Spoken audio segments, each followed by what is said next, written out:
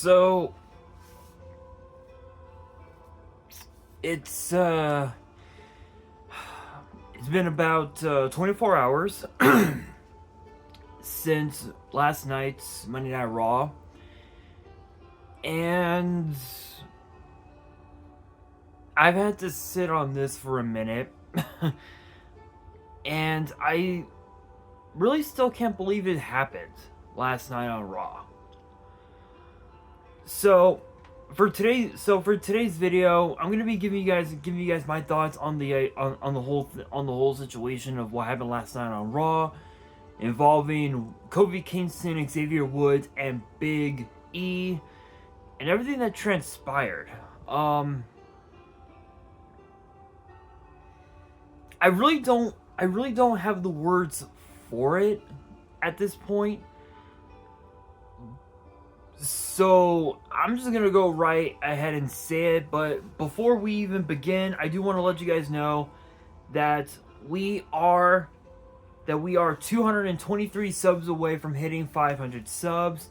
So if you guys are new to the channel, and I know that a lot of you guys are, because more than 90% of you guys are watching the content but aren't even subscribed, and of course to top it all off, we have to get more women to watch the content as well. So if you guys want to see more of the content that you guys watch every day, then make sure you guys subscribe to the channel, turn on the notification bell, and smash that thumbs up button on this video. And as always, make sure you guys are following me on all of my social media. All of my ads will be in the description below, as will the info to my fan mail. It will also be in the description as well. And of course, the question of the day is this: what are you guys' thoughts on the New Day finally splitting up after 10 years? Let me know down in the comments below.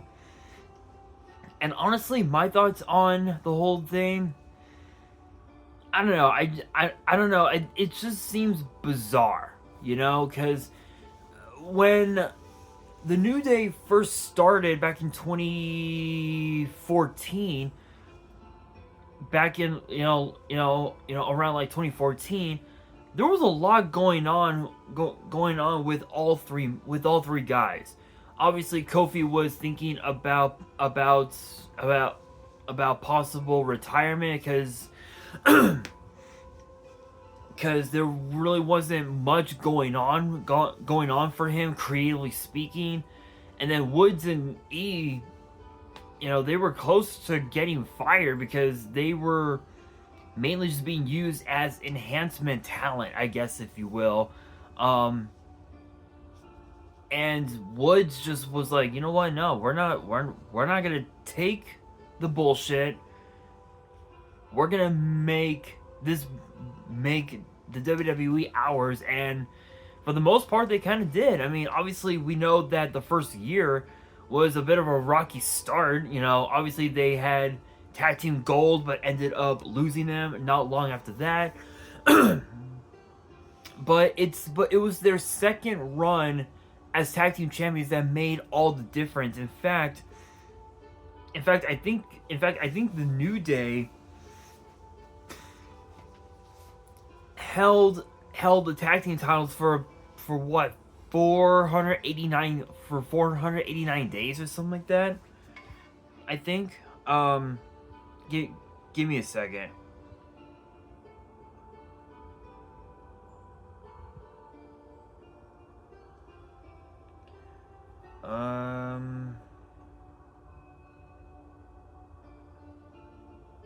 Let's see. 478 days was the 478 days, I believe. Yeah, 483 days. So I was right. 483 days as tag team champions. And the weird thing is that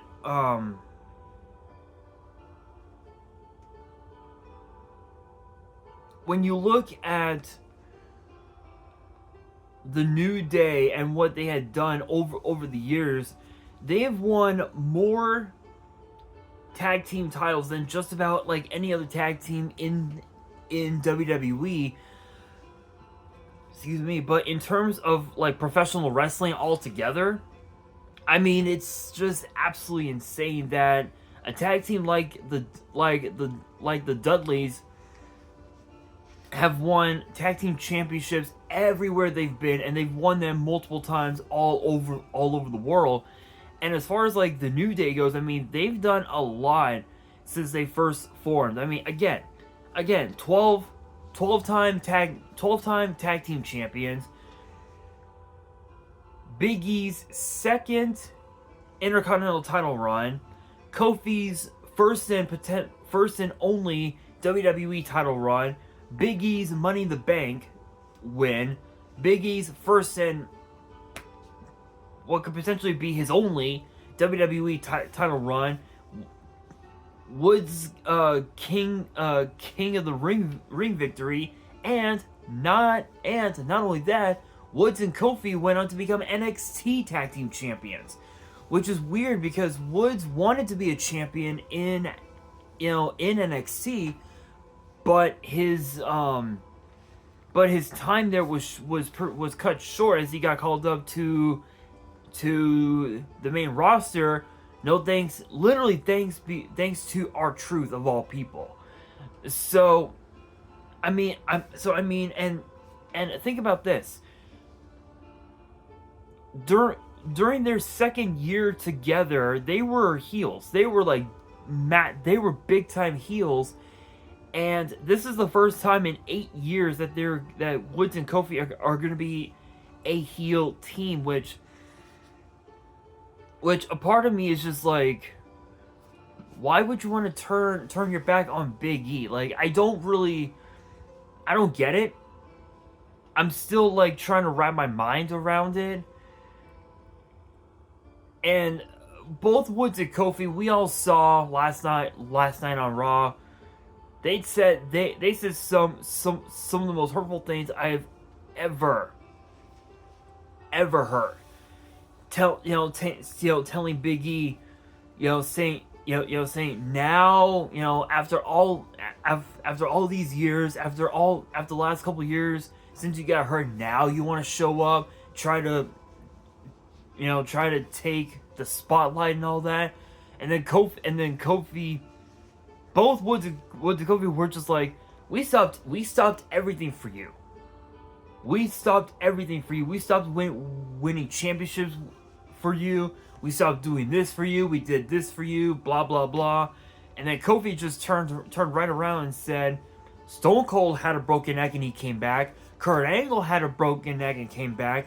Edge had a broken neck and came back. Yeah, that's true. Kofi's right on that.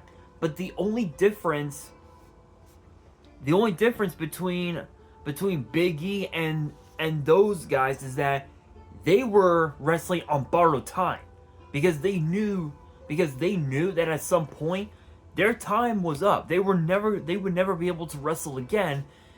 Edge on the other hand got lucky.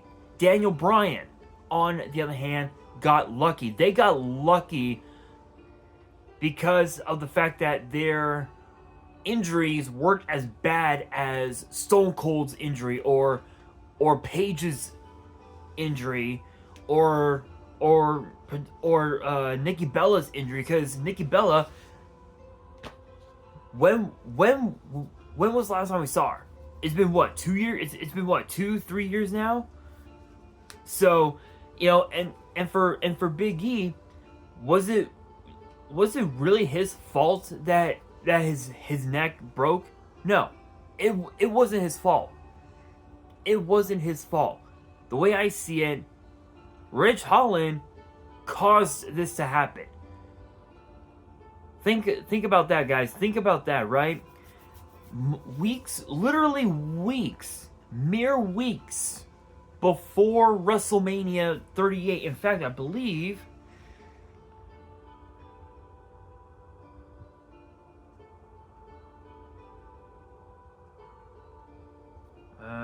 here we are. March 11th, 2022 was the exact date that Big E broke his neck. And obviously, Big E, he's been pretty healthy as of late. Excuse me.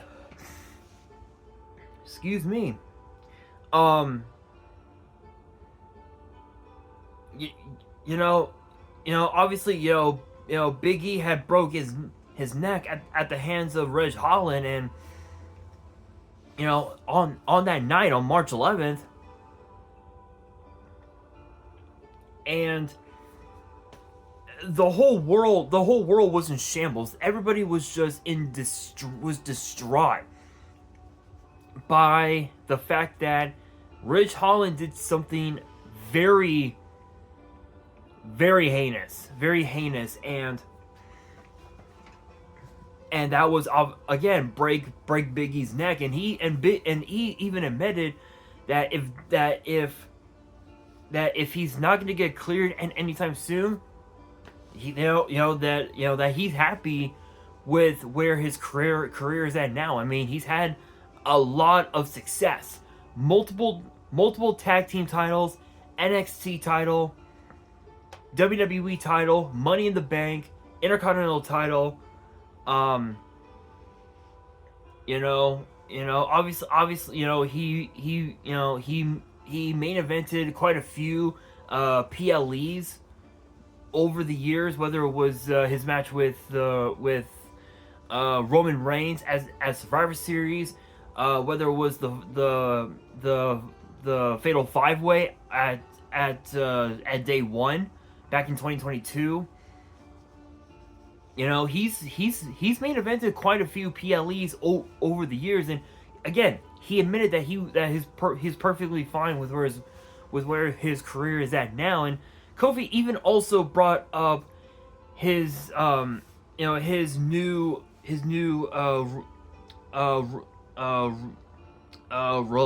relationship, which it's basically it's literally all over social media.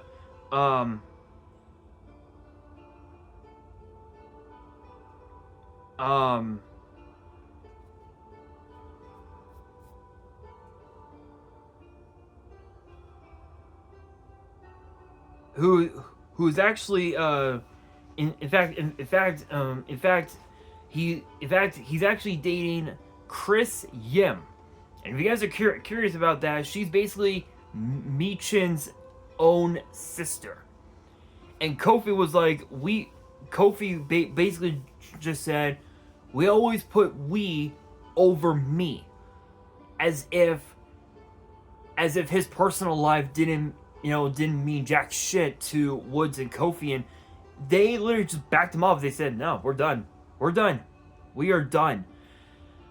Honestly, I mean, don't get me wrong, don't get it twisted.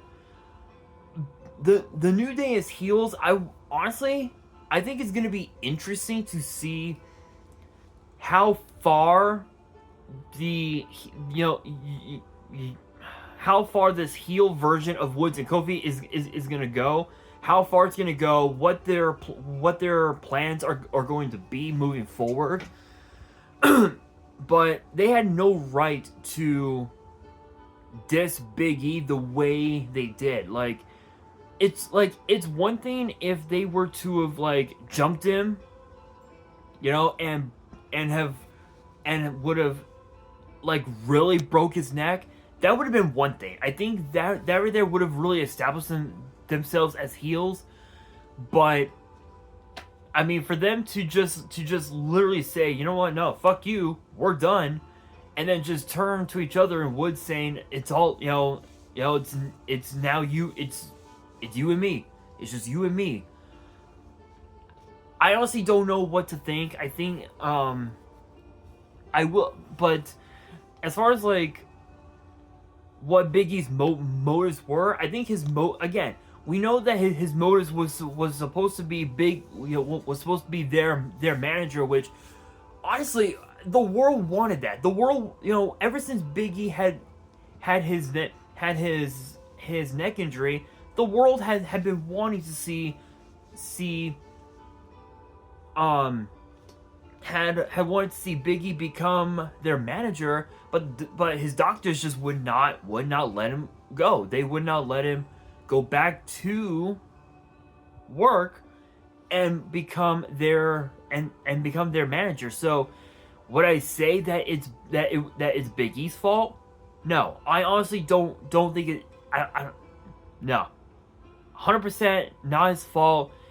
It was beyond his control. It's like the moment his neck broke at the hands of Ridge Holland, we knew full well there was nothing that Big E could have done. And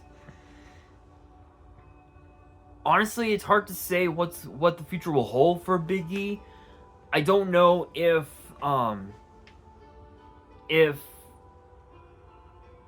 we'll see him back on TV again. That's not the PLE count, the PLE countdown shows. But I will say that this will probably be one of the most interesting,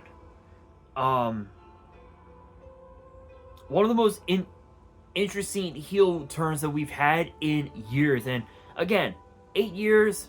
They finally turned heel. Am I okay with the idea of them turning heel? No, not really. But at the same time, it was long overdue. I think once they lost the NXT tag team titles, I think that was when the fans knew at some point we were gonna get a heel turn, but we did not expect it to be on the 10th anniversary show, during their 10th anniversary segment, which I don't think it should have happened that way. I feel like it should have they should have waited until the Raw premiere on Netflix to do it. But as far as like this heel run goes, I don't know. I don't really know, because when they tried the heel thing, I mean, it worked for a while, but once they got to SummerSlam in 2015, which was in the Barclays Center in Brooklyn, and they had their second tag team run, not tag team run, their second tag team title run. I think that was when they, it was like with Seth freaking Rollins. It was a natural thing. They slowly, got onto the side of the New Day, very slowly, and then by the time we got to, I think, the Royal Rumble in 2016, and the fans were just chanting, "New Day rocks, New Day rocks," and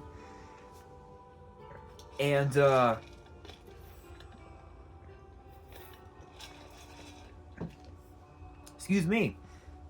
That was when they, WWE established the New Day as a babyface tag team, as a babyface faction, and they just rode that completely. They literally rode that babyface run to its full potential in my opinion.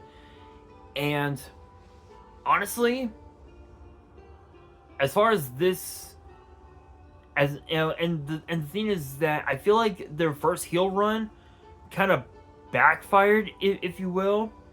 This one, though, I don't know. I don't know. It could backfire at some point, but at this point now, there's no going back. It'll take years. It'll take at least 3 years, 4 years, at best, for us to see the New Day as baby faces again. But we'll see. I think I don't know. I still can't really wrap my mind around it. obviously it's still gonna take a little bit of time to let it process. But what's even more weird is that they were cheering for Dirty Dom. Excuse me, last night on Raw in his match with Gunther, which was very odd, to say the very least. But I don't know. I think this heel run may end up backfiring, and it could potentially lead to them, potentially reuniting completely, and then they go on to become baby faces again, and they all go on to win singles gold at some point. It's possible. Do I really see it happening? No, I honestly don't. But again, it's gonna take a lot it's gonna take a while for us to get used to the new heel version of Kofi Kingston and Xavier Woods. In fact, for Kofi, I never would have expected it. I never would have expected Kofi Kingston to be a heel, considering the fact that he was always a babyface, other than like his first heel run with Woods and E. But other than that, he was always a babyface. I don't know. I think it's gonna be interesting, and we'll see how many tag team titles they hold, or how many matches that they win before it all goes downhill. But with that being said, that will do it for today's video. Hopefully you guys enjoyed. If you did, make sure you guys smash that thumbs up button. If you guys are new to the channel and you guys want more WWE topic videos in the future, then make sure you guys subscribe to the channel, turn on the notification bell, and as always, make sure you guys are following me on all of my social media. All of my ads will be in the description below, as will the info to my fan mail. It will also be in the description as well. And on that, this is your boy Nash, signing out.